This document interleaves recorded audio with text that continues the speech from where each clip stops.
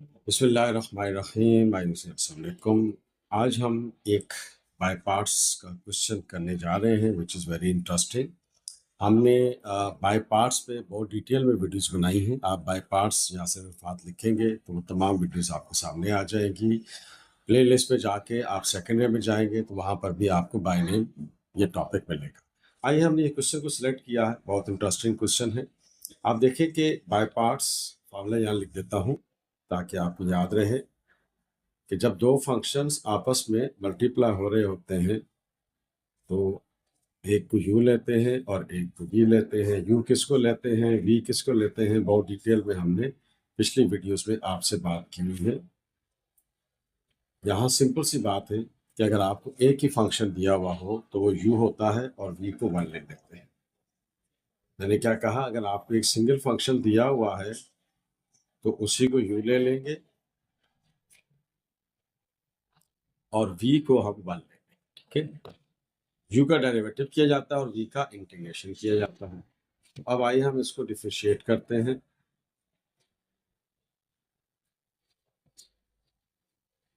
तो ये हो गया D U upon D x. Sine x का डेरिवेटिव क्या हो गया, कॉस एल एन एक्स, और उसके बाद इसके एंगल का डेरिवेटिव करेंगे।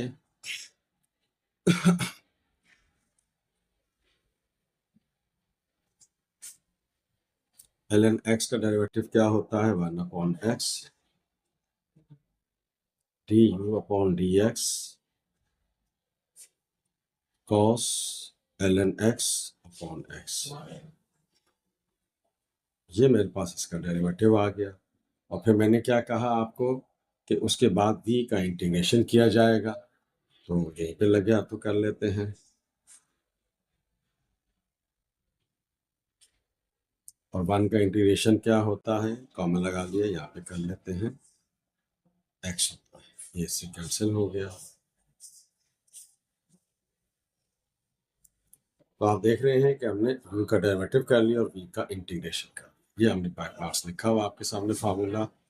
ये हो गया D sine L N X of X. ये क्या हो गया, u as it is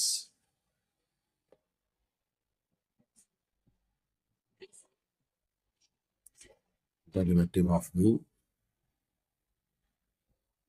minus main integration derivative of u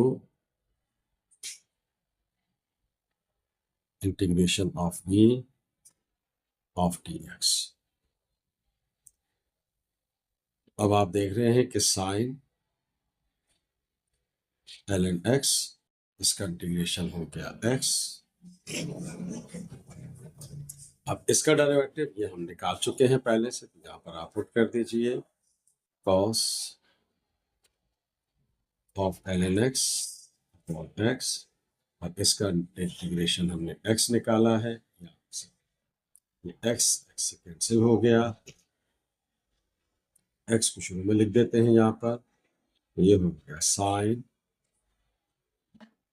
L N X minus cos L N X of D X. अब प्रॉब्लम क्या है, प्रॉब्लम यह है कि अब जो मेन इंटीग्रेशन है उसके अंदर फिर वो फंक्शन आ गया है जिसके ऊपर हमें दोबारा से बाय पार्ट्स लगाना है। तो अब इसको यू ले लेंगे और वी वन हो जाएगा और इसके ऊपर हम दोबारा बाय पार्ट्स लगाएंगे। तो आइए अगले पेज पे चलते हैं।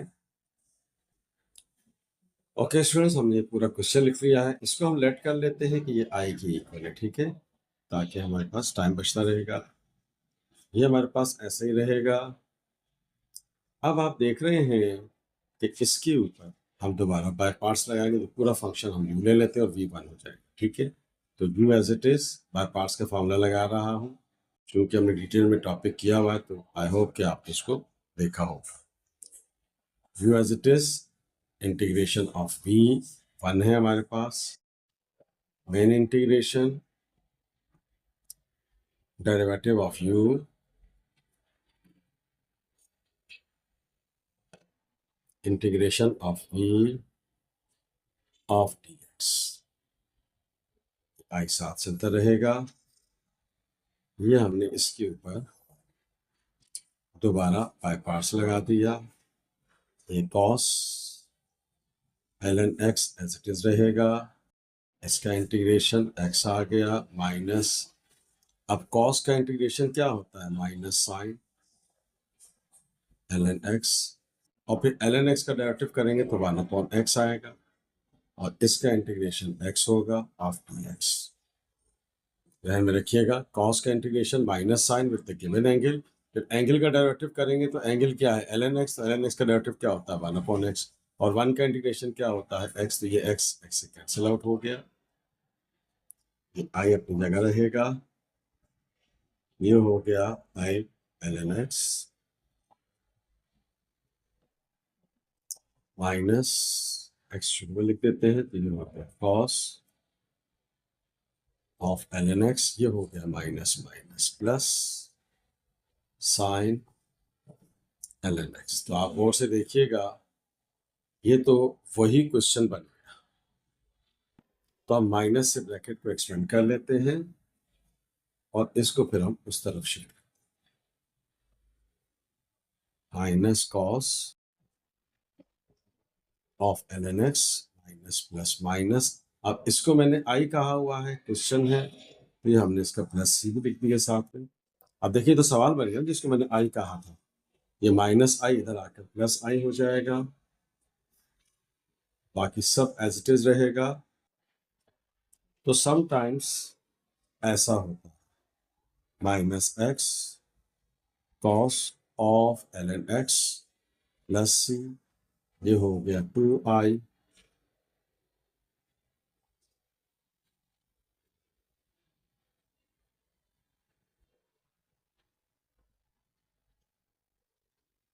ये i इज इक्वल्स टू, ये 1/2 हो गया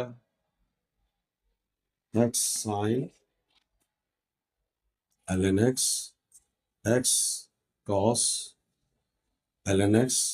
अब देखिए मैंने c अलग लिखा है, क्योंकि 1/2 c से मल्टीप्लाई होगा तो क्या आएगा कांस्टेंट आएगा, कांस्टेंट को कांस्टेंट से मल्टीप्लाई करें तो क्या आता है कांस्टेंट आता है, तो लिहाजा मैं यहाँ लिख भी देता हूँ, देखें ये 1/2 c इसकी इक्वल होगा c, कांस्टेंट ही है ना, तो लिहाजा करें या ना करें से कोई फर्क नहीं पड़ेगा, i की जगह आप i की वैल्यू रख दीजिए। तो समटाइम ऐसा होता है कि आप जब बाय पार्ट्स लगाते हैं तो सॉल्यूशन के अंदर अगेन क्वेश्चन आ जाता है, उसको फिर हम आई लेट कर लेते हैं और उसको साइड पर शिफ्ट करके उसको सिंप्लीफाई कर लेते हैं, तो इस तरह से हमारे पास ये आंसर आ जाएगा, and this is plus C, this is the answer of this question. Playlist मौजूद हैं, आप फर्स्ट ईयर के हैं तो फर्स्ट ईयर की प्लेलिस्ट में चले जाइए, सेकंड ईयर में तो सेकंड ईयर की प्लेलिस्ट में चले जाइए, ओ लेवल्स में तो ओ लेवल्स की प्लेलिस्ट में चले जाइए, तो इंशाल्लाह आपको आपके रिलेटेड टॉपिक्स की वीडियोस है वो मिल जाएंगी। आपको ये वीडियो पसंद आए तो दोस्तों के साथ शेयर कीजिएगा, अच्छी बात शेयर करना भी सदका है, दुआ में याद रखिएगा। थैंक यू सो मच, अल्लाह हाफिज़। चैनल को सब्सक्राइब लाजमी कीजिएगा, थैंक यू।